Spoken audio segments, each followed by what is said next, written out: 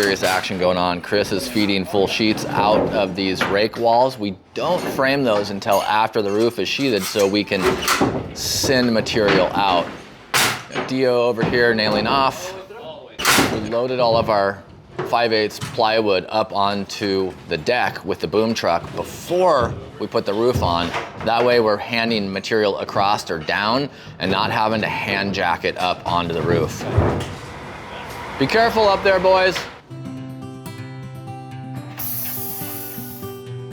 Good day, friends. Derek, that ADU guy here, and I'm stoked to be showing you what I think is the very best real estate strategy in the market today. We're gonna buy old houses, we're gonna fix them up, and we're gonna build a new ADU in the backyard. It's called Infill Development. Let's check it out. Pardon all the noise. We've got Randy here from Ashland Lumber.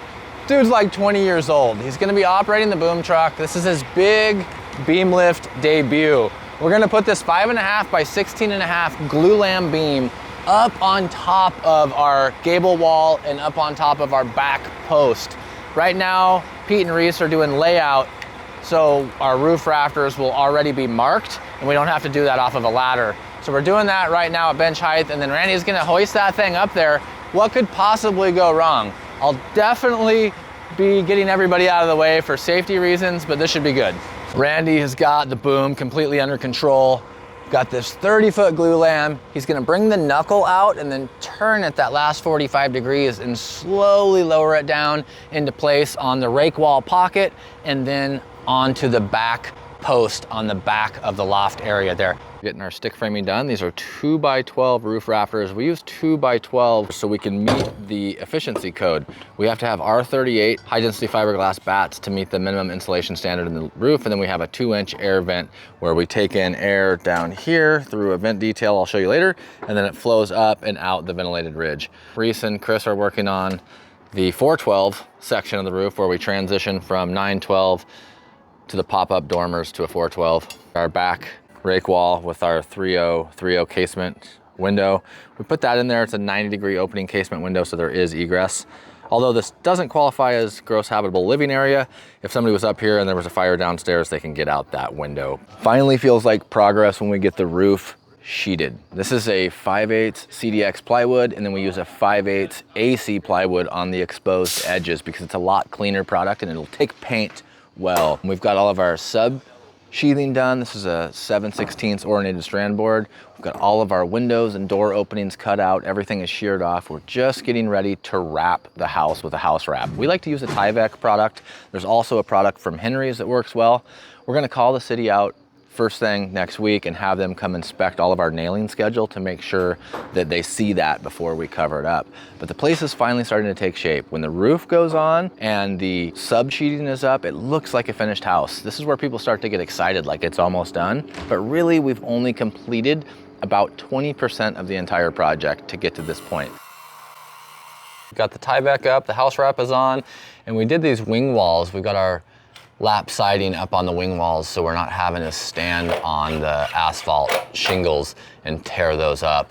And the roofer, when he gets up here, Chris will be here next week, and he's gonna slide all of his edge flashing up underneath the gap in the siding there. Front porch detail, this is our soffit. We sheeted it with a 7/16 LP product. It's a wood grain, paint ready soffit material. A lot of people outside will use a wax impregnated drywall, but we like to use a wood product. Here's the opening for our pull down attic access ladder. Pardon the mess in here, but that means progress is happening. We've got Andy again back at it doing our top out plumbing. The one wall galley kitchen all roughed in. So top out means that we've taken all the drain lines out through the top of the building. All of our hot and cold lines are done. Here's our bathroom. We didn't frame in this pocket door because we needed to get the 5-foot wide tub shower combo unit in. Andy's getting ready to make up our shower valve. Hot water heater. This is our washer and dryer box. Got a hose bib. Hose bib right there. Some 1/2-inch PEX. He's able to weave it right through.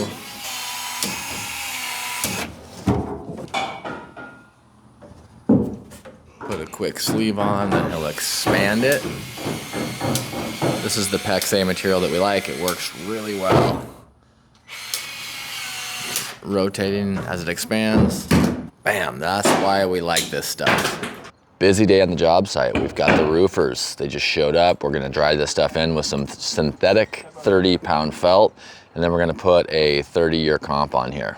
Got this 412 dormer dying into a 912 gable roof, and they're putting this ice and water shield up onto the wall with these plastic nails, and then they're gonna flash over that. We'll lap our house wrap on top, and then they'll roof up to it. That way we get like 3 layers of watershed.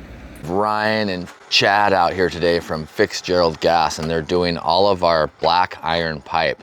This is for natural gas. We're gonna have a couple of gas appliances on this ADU. We always do these exterior mounted on-demand hot water heaters, and then we also do a gas dryer and a gas range. These days we're plumbing for gas and we're doing electrical, just because in the next 10 to 15 years we think there's going to be more and more solar. But now is the time to do both when the walls are open. Always make sure to build failure into your plan. We're still waiting for our windows, but we have gotten some mechanical components in, so I'll go over those real quickly. This is our exterior mounted heat pump unit that we use for our Daikin mini splits. Back here is our on-demand hot water heater. This is an exterior mounted Noritz, always hot. Things are great. They've got exterior frost protection. They don't take up any of the interior space. Made in Japan, really efficient. Got our siding up as high as we can go, waiting for windows. We put a breaker board every 12 feet. And what that does is it keeps our siding tight. All of our joints on our siding are caulked in, either to our corner trim here or to this, what we call a breaker board. That way there's no open butt joints out in the field. Even if we flash those and caulk those together, over time they just open up. And once this is all painted, that line will disappear. Chad just put our whole system on test here. What we do is pump this black iron pipe gas line up to 20 PSI, and it's got to hold pressure for 10 minutes. Actual line, when we run it, is only a half a pound of pressure per square inch. Moving right along inside, we've got rough electrical started. The first step in rough electrical is to go around and mark all the boxes and switches and install those. Eric and Dalton putting in all of our junction boxes, switch boxes, light fixture boxes, and then we'll start pulling wire from our load center to each one of these direct openings. Up here we've got our interior head. This is our Daikin mini split 12,000 BTU unit that we use, and then we've got an energy recovering ventilator that vents out, brings cold air, cool air, fresh air in, and stale air out. Here's a look up in our vaulted ceiling. There were some questions about the gapping on our plywood roof decking. So this is 5/8 plywood roof deck, and it's gapped out at 1/8 of an inch on all the seams and all the butt joints, and that's per the APA standard. American Plywood Association recommends that you gap all of your plywood sheathing at a minimum of 1/8 inch. We just finished up this exterior detail. These are a cement shingle by James Hardy, a really good product. They're expensive and they're pretty slow going to install them, but once they're primed and painted, these things will last a long time. Pretty low maintenance, fire resistive. We really like this product.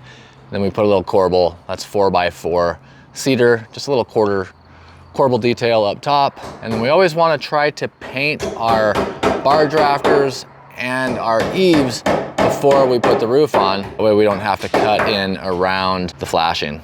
I hope you guys follow along as we teach you all of our trade secrets on how to build these simple and affordable accessory dwelling units. If you enjoyed this video, the best thank you you can give a YouTube creator is a like and a subscribe. Thanks for your time, folks.